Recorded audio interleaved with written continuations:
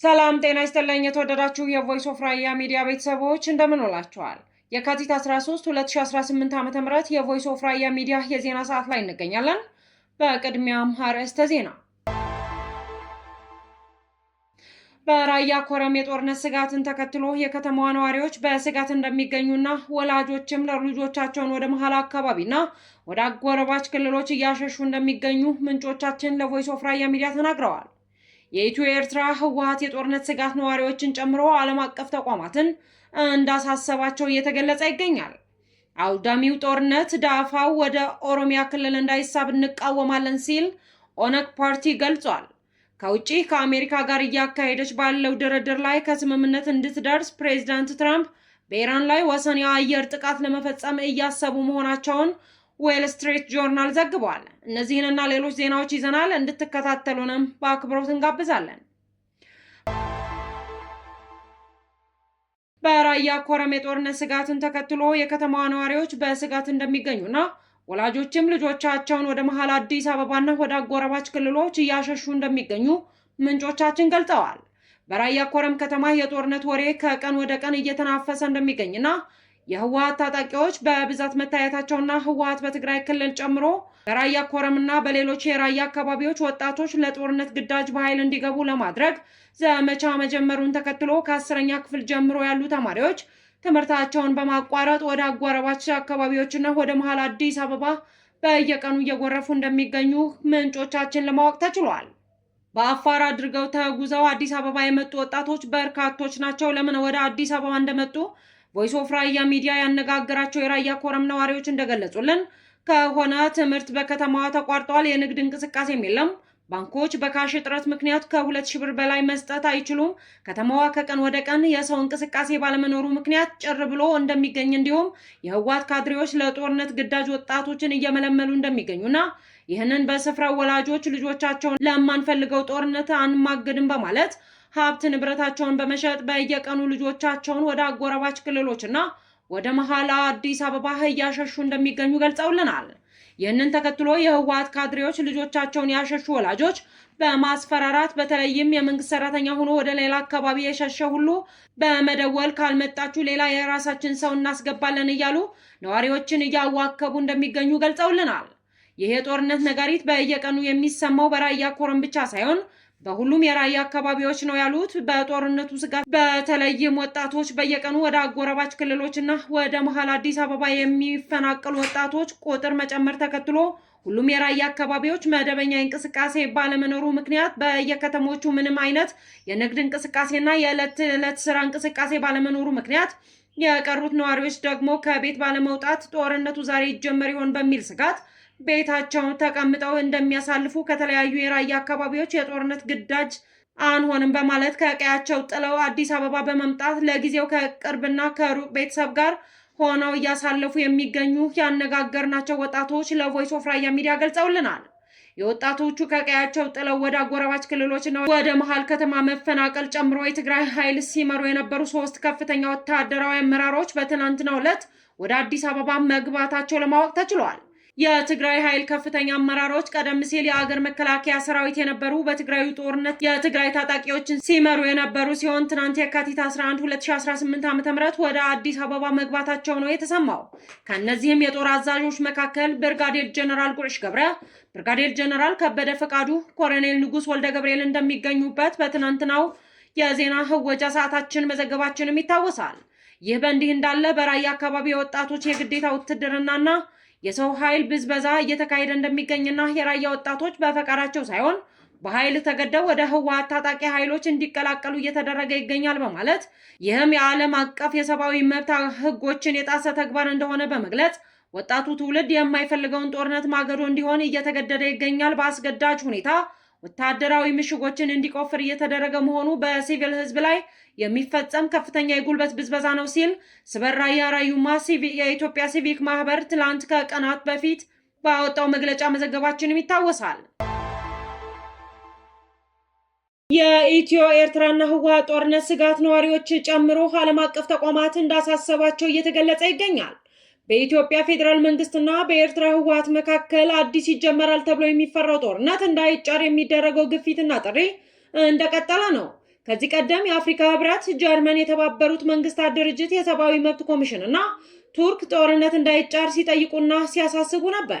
የግጭት ምክንያትና መፍትሄያቸውን የሚያጠናው ተቋም ኢንተርናሽናል ክራይሲስ ግሩፕ ከቀናት በፊት ባሰራጨው ጥናታዊ ዘገባ እንዳለው ግን ውጥረቱ ከጊዜ ወደ ጊዜ እያየለ ነው ብሏል። መገናኛ ዘዴዎችና ዲፕሎማቶች እንደዘገቡት ድንበር ላይ የተፋጠጡት የኢትዮጵያ ፌዴራል መንግስትና የትግራይ ኃይሎች የኤርትራ ጦር ውጊያ ለመክፈት ዝግጅታቸውን ሳያጠናቅቁ አይቀሩም ብሏል። ኢንተርናሽናል ክራይሲስ ግሩፕ ከትናንት በስቲያ ባወጣው ጥናታዊ ዘገባው እንዳለው ደግሞ ሶስቱ ተቀናቃኝ ኃይላት ከጦርነት ሊገቡ የሚችሉበትን በርካታ አቀጣጣይ ምክንያቶች አሉ ያለው ጥናቱ የኢትዮጵያ ህወሓት የኤርትራን የአፍሪካ ቀንድ የአረር እምቅ ያለው ክራይሲስ ግሩፕ ግጭቱን ለመከላከል እስካሁን ከተደረገው ጥረት በላይ ተጨማሪ ዲፕሎማሲያዊ ግፊቶች እንዲደረጉ ጠይቋል።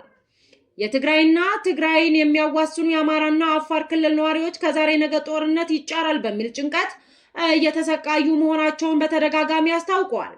አቅም ያላቸው አካባቢዎቹን እየለቀቁ ወደ መሃል ኢትዮጵያ መግባታቸውንም ዘግቧል። አውዳሚው የጦርነት ዳፋ ወደ ኦሮሚያ እንዳይሳብ እንቃወማለን ሲል ኦነግ ፓርቲ ገለጸ። በሀገሪቱ ላይ ያዳመነው የጦርነት እንቅስቃሴ በኦሮሚያ ላይ ይዞ ሊመጣ የሚችለውን አደጋ ከባድ ነው ሲል በይፋዊ መግለጫው የጠቀሰው የኦሮሚያ ነጻነት ግንባር ኦነግ በተለይም ኦሮሚያ ላይ ምዕተ ዓመት ያስቆጠረ ያለው የግጭት ታሪክ ምንጩ የችግሮችን ዘላቂ ልባት ማጣት ነው ሲል አመልክቷል። በመግለጫው ጭብጥ ላይ ተጨማሪ አስተያየታቸውን ለዶቼ ቬለ የሰጡት የፓርቲው የህዝብ ግንኙነት ኃላፊ አቶ ለሚገመቹ አንድ የፖለቲካ ፓርቲ ድርጅት ያሰጋንን የጦርነት ድባብ ዜጎች ላላስፈላጊ ጉስቁልና የሚዳርግ በመሆኑ ነው ብለዋል። ጦርነቱ በጣም አሳሳቢ የሆነው አውዳሚና የነበረን እንዳልነበር የሚያደርግ ዝግጅቶችን መታየታቸው ነው ያሉት የፓርቲው ቃል አቀባይ የጦርነት ስጋት ካልተገታ ህዝቡን በማደየት በርካታ ውስብስብ ችግሮችን ሊያስከትል እንደሚችል በአስተያየታቸው ገልጸዋል።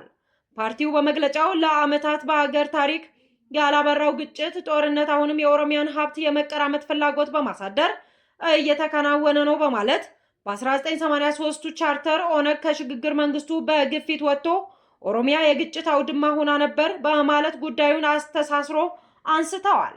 ባለፉት 8 ዓመታት በታጠቁ አካላት በተከፈተ ግጭቶች የኦሮሚያ አስተዳደራዊ ወሰኖች ተጥሰው በርካታ ዜጎች ከሀብት ቀያቸው መፈናቀላቸውንም በመግለጫው የጠቀሰው ኦነግ በተፈጠረው ግጭት ሰላማዊ ዜጎች መጠቃታቸውንም ዘርዝረው አንስተዋል።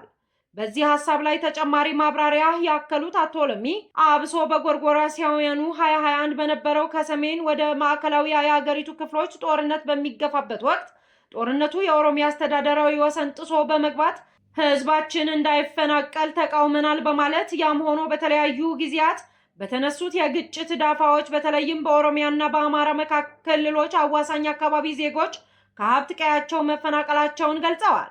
ከዚህ ሐሳብ ጋር ተያያዥነት ባለው ከሰሞኑ አዳማ ውስጥ ተቀምጦ በነበረው የኦሮሚያ ክልል ምክር ቤት ጨፌ ኦሮሚያ በክልል አዋሳኝ አካባቢዎች በተፈጠረው አለመረጋጋቶች በርካታ ዜጎች ከሀብት ቀያቸው ተፈናቅለው ከአካባቢው መሰደዳቸው ተነስቶ ነበር። በኦሮሚያ ክልል አዋሳኝ በታጠቁ አካላት ታግዘው የሚደረጉ ግጭቶች ዜጎች በገዛ ቀያቸው በስጋት እንዲኖሩ ብሎም ከሀብት ንብረታቸውን እንዲፈናቀሉ በማድረግ የሀገር ሀብትም ያወድማል የሚለው የኦነግ መግለጫ ከዚህም ባሻገር ግጭቶቹ ካልቆሙ የማህበረሰቡን አብሮ የመኖር እሴት በመሸርሸር የሀሳብ ልዩነት በማብዛት አለመረጋጋት ይፈጠራል ሲል አትቷል። ልዩነቶች በሰላማዊ ንግግር መፍታት ይኖርባቸዋል ያለው ኦነግ በምስራቅ አፍሪካ ደረጃ እየተራገበ ነው ካለው የግጭት ደመና ጋር ተደምሮ የባሰ ቀውስ እንዳይፈጠር ዲፕሎማቲክ ማህበረሰብም የድርሻቸውን እንዲወጡ ሲል ጥሪውን አሰምቷል። የፓርቲው የህዝብ ግንኙነት ኃላፊ አቶ ለሚ አሁን ደግሞ መልኩንም ተዋንያንን ጨምሮ እየተደረገ ያለው የጦርነት እንቅስቃሴ እንዲገታ ለዓለም አቀፍ ማህበረሰብና ለግጭቱ ተዋንያን በሙሉ አስጠንቅቀዋል ብለዋል። የኢትዮጵያ መንግስት ስለዚህ መግለጫ በቀጥታ የሰጠው ምላሽ እስካሁን አልተሰማም። ይሁንና በተለያዩ የመንግስት ባለስልጣናት ደግሞ የትኛውንም ግጭት ከመግባት ይልቅ ለሰላም ቦታ ለመስጠት ዝግጅት ሁሌም መኖሩን በግልጽ ሀሳባቸውን ሲያንጸባርቁ ይሰማል ሲል ዲደብሊው ሚዲያ ዘግቧል። ከውጪ ከአሜሪካ ጋር እያካሄደች ባለው ድርድር ላይ ከስምምነት እንድደርስ ፕሬዚዳንት ትራምፕ በኢራን ወሰን ላይ የአየር ጥቃት ለመፈጸም እያሰቡ መሆናቸውን ዌል ስትሪት ጆርናል ዘግቧል። ጋዜጣው ስማቸው ያልተገለጹ ምንጮችን ጠቅሶ እንደዘገበው ትራምፕ እያሰቡ ያለው ቀዳሚ ጥቃት በቀጣይ ጥቂት ቀናት ውስጥ የሚፈጸም ሲሆን ፕሬዝዳንቱ ይሁንታቸውን ከሰጡ የተወሰኑ የወታደራዊና መንግስታዊ ተቋማት ኢላማ ይሆናሉ ብለዋል። ምንጮቹ ኢራንን የኒውክሌር ፕሮግራሟን ለማቋረጥ ፈቃደኛ ካልሆነች አሜሪካ ከኢራን መንግስት ጋር ግንኙነት ባላቸው ተቋማት ላይ መጠነ ሰፊ ጥቃት እንደምታካሂድና ይህም የኢራን መንግስት ለመጣል የሚካሄደው ዘመቻ ይሆናል ማለታቸውን ዌል ስትሪት ጆርናል ዘግቧል። ሐሙስ ዕለት ፕሬዝዳንት ትራምፕ በኢራን ላይ ስለሚፈጸመው ጥቃት አማራጮችን ገለጻ እንደተደረገላቸውና በቀጣይ 10 ቀናት ትርጉም ያለው ስምምነት ላይ ካልተደረሰ መጥፎ ነገሮች እንደሚከሰቱ መናገራቸውም ተዘግቧል። ባለፉት ሳምንታትና ቀናት አሜሪካ ቁልፍ የባህር ኃይል መርከቦችንና የአየር ኃይል ተዋጊ እንዲሁም ደጋፊ አውሮፕላኖች ወደ ፋሪስ ባህረ ሰላጤ አካባቢ አሰማርታለች። ከኢራን ጋር ውጤታማ ስምምነት ላይ መድረስ አስቸጋሪ መሆኑን ለረጅም ዓመታት በተደረጉ ሙከራዎች መረጋገጡን የጠቀሱት ትራምፕ አሁንም በዚያን የሚቀጥሉ ከሆነ ተጨማሪ እርምጃ መውሰድ ሊያስፈልገን ይችላል ሲሉም አስጠንቅቀዋል። ይህ በእንዲህ እንዳለ ባለፈው ዓመት ሰኔ ወር ከኢራን ጋር ለ12 ቀናት ጦርነት ውስጥ የገባችው እስራኤል ጠቅላይ ሚኒስትር ቢንያሚን ኔታንያሁ ኢራን ስህተት ፈጽማ የምታጠቀን ከሆነ ከሚያስቡት በላይ የሆነ ምላሽ ይጠብቃቸዋል ሲሉም አስጠንቅቀዋል። የተወደዳችሁ የቮይስ ኦፍ ራያ ሚዲያ ቤተሰቦች የዛሬ የካቲት 13 2018 ዓ.ም የቮይስ ኦፍ ራያ ሚዲያ ዕለታዊ ዜና ጥንቅራችን ይህንን ይመስል ነበር። ስለተከታተላችሁን እጅግ አድርገን እናመሰግናለን። ሰላም።